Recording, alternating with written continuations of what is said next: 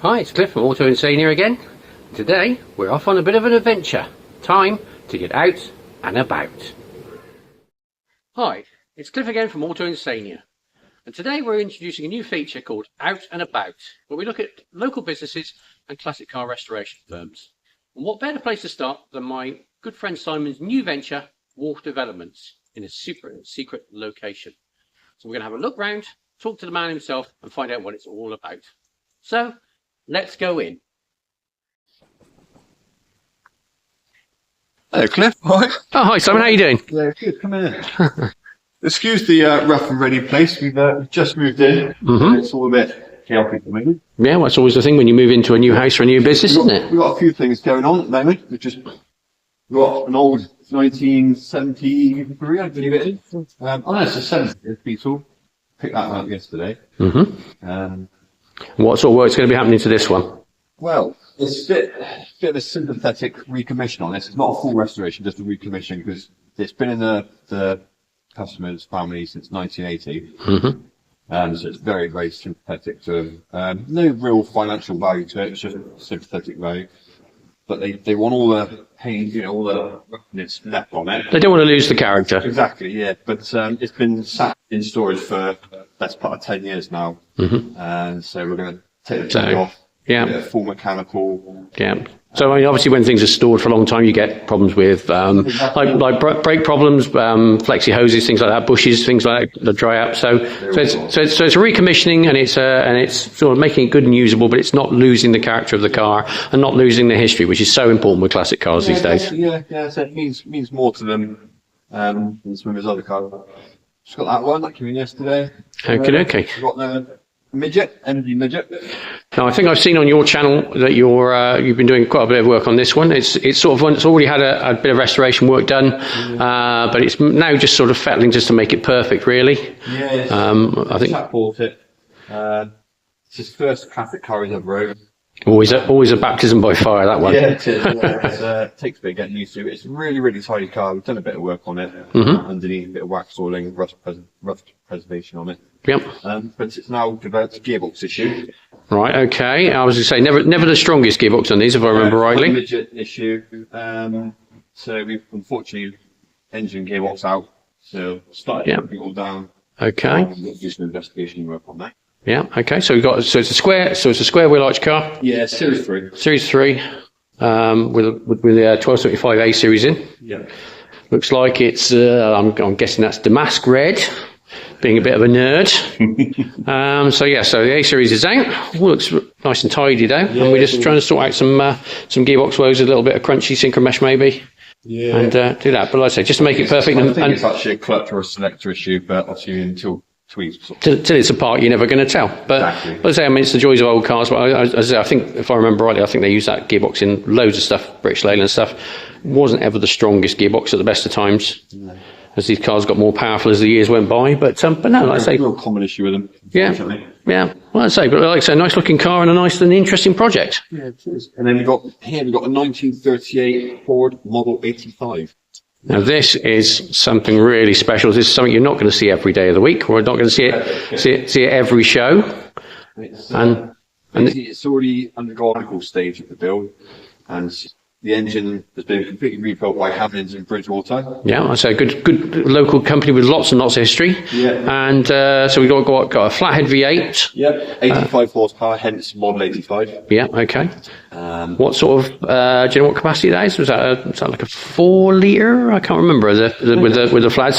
Whether it's the same engine as like the Ford Pilots, I think it's like a 4 litre, but it might be wrong. Yeah, we'll put some details up on screen when we find out more. Yeah. But yeah, as I say, it's get it running, do all the brakes. So basically, all the mechanical side of it, get it starting, stopping, driving, and then it'll go back to Nick to do the finishing off and the painting. That's the colour it's going to be. Yep. Sort of a cream off-white kind of colour. Is that the original colour? Do you know, or is it just a customer choice? Don't know, to be honest. I think it's a customer choice. Yeah. I don't know what it was originally. Well, we've always got to make the customer happy and do it to the best of our ability. Of doing wings a different colour, but the customer says he's unsure about that. I personally would keep it all one colour, and the wheels. I was going to say you've got nice wide bolt pattern wheels here, done in a nice dark sort of maroon colour, which look really good. You've got proper old school crossbar tyres. Again, something that's really important to getting the look right of classic cars is you see classic cars running around on modern rubber, sometimes they just don't look right, especially something this sort of age. Needs some white walls on. Oh yeah, I was going to say that would be the finishing touches. Yeah, definitely. Okay. So anyway, so here we are with Simon from Wolf Developments. As I say, it's a new business venture for him, but he's obviously been in the in and around the classic car business for a very long time, since he was a lad. So Simon, where did you start out with your car journey? Well, since like a walk, really. I'm 43 now, but basically my dad was in the car industry, from when he was younger, and I sort of just naturally Picked up the spanners and ran like a walk. So yeah, I've also been building my own stuff over the years. I've always been a bit of a Volkswagen, water-cooled Volkswagen. Yeah. Geek. That's kind of how we came across each other through VWs. There was we were in an owners club that was predominantly air-cooled stuff, but we were kind of the outliers with the water-cooled cars. Yeah. I had a lot of Brevan Polos and stuff, and so I'm now Golfs. And, I had a Mark 1 Caddy, I think, when we first met. Yeah, I had the Beach Bug in a Mark 1 Caddy. Yeah. That I restored, yeah. Yeah. That was my first Volkswagen. I did actually, the Mark 1 Caddy pickup truck, back when they were, I think I paid £90 for it off an old farmer. Yeah. If only we could do that. Yeah, now. they're worth nothing. And it was a 1.6 diesel, a non-turbo. Mm-hmm. And basically, yeah. Oh no, I tell a lie. No, when it was a black Mark II Golf 1.6 drive ride as a first car. Mm-hmm. And put a Mark II GTI engine in that, and souped it up a little bit. It wasn't the fastest thing in the world, but when you're 17, 18, anything feels fast. Everything feels fast, yeah. And then I built a couple of other bits and bobs. But yeah, it was the Mark 1 Caddy that sort of put me on the scene, really. And then I sort of bought a Mark II, and I put the VR6 engine in the Mark II. Yeah. I bought a Mark II, put the VR6 in it. Smashed that one up, rolled it down Yatton High Street. As you do. Yeah, well, the brakes failed on it. Oh, right, well, okay. I think I was doing 31 and a 30. Oh, right, okay, yeah, And, obviously. so I was speeding a bit, a mile over. But yeah, ended up rolling that down Yatton High Street, which, not ideal. So to slow me down, my mum and dad suggested that I had a Mark 1 pickup truck, diesel, which ended up being just as quick by the time I'd finished it. Bigger turbo, big injectors, we did loads to it. Yeah. And it was pretty rapid. I mean, and then things have just progressed on since then, really. And then people started asking me to do conversions. So I mean, I think I've done a countless number of VR6 and 1.8 turbo conversions into Mark 1 and Mark II Golfs now. Yeah. I mean, it's become quite commonplace, isn't it? Really, is the kind of go-to swap for old school sort of 80s VWs is VR6. I mean, it's affordable power and they sound fantastic, and it just makes a really good car. But like I said, there's a lot of people doing it. Sort of when you sort of started out doing it, it wasn't such a big thing, and No, we're talking back in early 2000s, really. Yeah. But yeah, that's how I started building my own things, and then I started building them for other people. And then my dad always said to me he didn't want me to go into the motor trade. So it's a dying trade. Don't want to get into motor trade. So I went and did electrics, did an apprenticeship as an electrician. Yeah. Did that for many years. Got made redundant. Went into the oil and gas industry, where I was doing electronics and electrics in that industry, mainly office based. So I didn't last very long doing that because I couldn't stand it. As with always the oil and gas industry, the redundancy rate is sky high because obviously the rate of oil and things it's up and down. So I got made redundant after 7 years of being there. Floated in and out of a few jobs, and started working with my dad, who already had a set up classic and vintage car restoration company called R&S, who was R Ball Engineering, Richard Ball Engineering. So I basically worked with him temporarily. Yeah, I mean, your dad worked on some really expensive, really. Yeah, he was Rolls Royce and Bentley specialist. That's what he specialised in. Big money cars and some fantastic, really cool projects. Yeah, but he was quite lucky. It was just him on his own. He never had big workshops, didn't employ anyone. He just kept it low and small, which suited him. Mm-hmm. So I started working with him.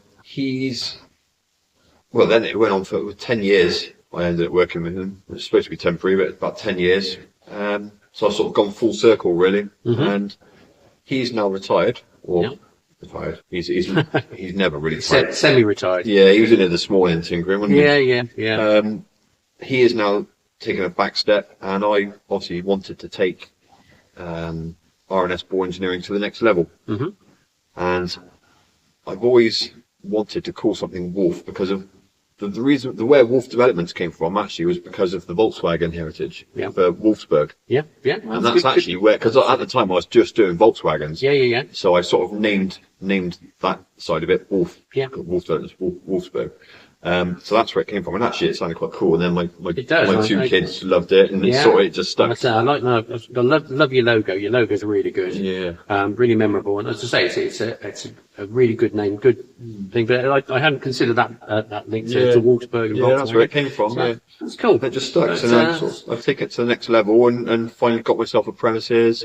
Well, I've got this building, which is still a work in progress. We've only been in here less than a week now. Yeah. So we're at a top secret location. I want to say it's somewhere near Bristol. You're just going to hear a plane go overhead. So we're not far from Bristol Airport, as you can probably hear. But as I say, it's a really good location. Very safe, very secure, very massively important big cars. And also you're doing storage, which is going to see room for 13 to 15 cars, depending on obviously size of car. And a very reasonable rate, which is good. So that's another string to your bow. We're not viewing that this morning because the building in question is being basically adapted to suit the purpose. So we'll look at that on another day when it's all finished and done, when the paint's dry. But so it's really good. So I mean, what's your hopes for the business? How do you see it happen? What do you see yourself in 5 years' time? I know it's a really odd question. I don't know. It is a difficult one. With the building, I'm going to be building an office. I want to do more social media stuff, more YouTube videos, things like that. A lot more how-tos. I do a lot with Triumphs as well, and I seem to be doing a lot of how-to with Triumphs. Building things. People seem to love content. So I mean, the Triumph, you've got the TR range, you've got the Spitfires, you've got all the Triumph saloons. So there's still a lot of fodder of old Triumph kicking about, and I'd say still a very popular car. So there's a massive amount of stuff you could do there. But I mean, not just the Triumph. So obviously we've got a couple of MGs in. I've got a really, really exciting MG coming in this weekend coming up. That's really special. I won't give too much away at the moment, but that's going to be highly modified, I think is all we can say about that one. Yeah, it's going to be pretty cool. So that's going to be a really interesting thing to see. Yeah, so we're doing a lot of videos on that. I mean, are you hoping to get some some other cool Volkswagens in and do some conversion work as well? Yeah, always up for that. I quite fancy doing I've always fancied doing a resto mod series. So a bit like the resto mod companies like Alcoholics, and you got is it Retrofor? I can't remember. Where they're taking classic cars and they're completely modernising them. Not just engine conversions; they're giving the whole car a completely new, keeping the classic look, but you'd sort of get the suspension and everything, making it drive like a new car. So effectively a brand new car. But, looks old, just a lot, 10 times reliable. Just much more manageable in modern day traffic, things like that. I quite fancy doing that. But at the moment, I think Volkswagens, they're not quite viable enough at the moment for people to invest that sort of money. That kind of money. It's a big thing with Mark 1 and Mark 2 Escorts, because the value of Mark 1 and Mark 2 Escorts, as we know, has gone ridiculous. £50,000, £100,000 cars are not uncommon. So it's okay to budget and spend 50 grand on the car if it's going to be worth more than that at the end of it. I mean, I think I can't remember the name of the company that does the Escorts. We'll put that up on the description. But I think one of their top products is about £250,000. Yeah, they're building full carbon fibre bodies full now. Full carbon fibre body Mark 1 Escort with with sequential gearboxes, modern suspension, modern everything. Electronics, 400 horsepower. 400 horsepower engines, and the privilege, they're registering it as a brand new car, under its own brand name, and you're talking, you are talking 200 MST or something. MST, I think so. Yeah, we'll put it in the description. But as I say, I think their price range starts at about 150 grand. It goes up to like $250,000. So that's the kind of area we're looking at. Yeah. Yeah, I mean, if you could do something like that, you know, Yeah, you that could, would be you could nice. use a Volkswagen version of that. I wouldn't mind.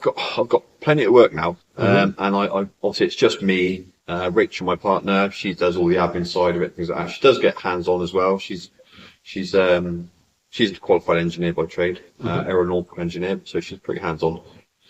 And obviously my dad comes in and tinkers as well, but it's primarily just me in the workshop. So I'm always busy. Yeah. But I have to sort of trying to manage my time. It's quite difficult. So I wouldn't mind taking somebody on, but then it opens up a can of worms. Then you've got the Responsibility insurance and then micromanaging training, people. and the thing of an extra wage and everything else. I mean, I say it's I early am days. fussy. It's early days for business. Yeah, exactly. I'm a fussy bugger. And you're a fussy bugger. Well, there's nothing wrong with that, especially in this trade. No. But that's the thing. I mean, what I'm trying to get across is that things you're not sort of just servicing, you know, the Blix Mondeo down the road, putting brake pads in someone's car. That's not what you're here for. It's that, you know, there's plenty of places that can do that. There's plenty of places, you've got Halfords or whatever. Don't mention their evil name. Who will happily supply that kind of service. Your services are more bespoke and specialist. A lot more specialist. Yeah, exactly. Yeah. So you know, so if anyone's watching this and wants to get in touch with Simon, we'll put some details for you to get in touch with him. But I say, you know, I think you can tell from this conversation that he's got absolutely years of experience over such a wide variety of different subjects and different vehicles. It's the welding, fabricating. We do another thing we also do is touch on is obsolete components for vintage cars. You know, if you're talking about in 1910, 1920s, 1930s cars, and you can't get parts for them anymore. You know, we remanufacture obsolete parts. We do all that. We've got the full machine shop just down the road, fully equipped machine shop. We do all the welding, fabricating as well, so we can replicate obsolete parts, things like that. Well, I mean, it's, you know, it's the only way that the classic cars are going to stay on the road is if you've got that service to make, because there are, you know, limitations of what parts are available. I mean, you know, you've got the well-supported cars, the MGBs, the Minis, things like that, where you can buy a whole new body shell. But certain vehicles, if you've got something a bit oddball, and you want parts for it, you're going to have to fall back on that service, having something made for you and machined or whatever. So it's good to have that service. Yeah. And as I say, it helps keep cars that would otherwise be, you know, broken up for parts or whatever, or be an uneconomic project actually on the road. Yeah. So, you know, again, a really good service. Yeah, well, there's plenty of classic and historic car specialists popping up now. And like I say, we've been going quite a while now. We're I'm not saying we're the best, not saying we're the worst, but we at least we are able to offer the services that others can't, where we can manufacture our own parts. Yeah. Yeah, I mean, which is where a lot of them come unstuck. Yeah, exactly. It's a specialist thing, and as I say, it's a good thing to offer. And it means you can work on, you know, you can work on anything. Yeah. As I say, you know, so by the variety of stuff we've already got in the shop today, and let's say more coming in over the next couple of weeks before Christmas. And as I think we're going to put lots of details in about so Simon's contact details, and you'll say you'll either deal with Simon, or you'll deal with other that with lovely Rachel, his business and personal partner. And anything you've got any questions for, you know, ring them up and have a word. I think we do like a free consultancy service. So basically, if you've got any questions at all about the viability of a project, you know, they can do inspections for you on that sort of basis. Yeah, we do a lot of inspections, sort of pre-purchase inspections and things. We actually work with work independently with auctioneers as well. So they call us when they've got a consigned, you know, a car that's needs a full inspection before somebody buys it. So we the most recent one we looked at was a 1930 Lagonda. When you're talking six figures being spent on a car, it needs inspecting really. So customer called us up, wanted us to inspect this Lagonda. As it happened, it turned out it wasn't a car for him, and we saved him. I was going to say, saved him, you know, a massive amount of money. A big financial mistake, yeah. But I mean, if it's like I say, if anyone watching, if you're thinking of taking on a project, even if it's a cheap project, I mean, sometimes, as I say, you know, there are still things coming out of barns, you know, on a regular basis, things popping up on the usual places. If you're even considering, or if you're unsure, it's your first foray into classic car ownership, you know, get in touch with Simon, get in touch with Rachel, and they'll be able to put you right and give you ideas of what things are going to cost you, how easy or difficult it's going to be to get parts for certain vehicles. You know, they are a one-stop shop basically for all your classic needs. So, and as I say, I think if you deal with people that deal with, you know, multiple £100,000 cars and have the trust and interest of auction houses, you know, that you're dealing with people who've got, you know, you're dealing with proper people, not sort of, you know, Johnny come lately or fly by night agents. So, you know, really worth talking to them. But anyway, it's been really nice talking to you today and having a look around the yard here. And as I say, it's only going to improve, and you know, the services they offer are fabulous. You know, I have to admit, that I've known Simon for quite a few years, but you know, I wouldn't recommend someone I didn't know and trust myself. And as I say, here, you know, the quality of his work speaks for itself.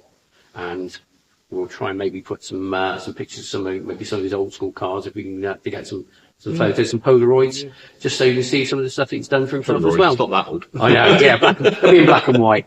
Anyway, so yeah, so as I say, so any problems or any things you've got at all, any questions you've got, you know, speak to Simon, speak to Rachel, and they're not going to steer you wrong. Okay, and we'll see you again another day. Yeah, lovely job. Always good to see you, buddy. Thank you, buddy. All right.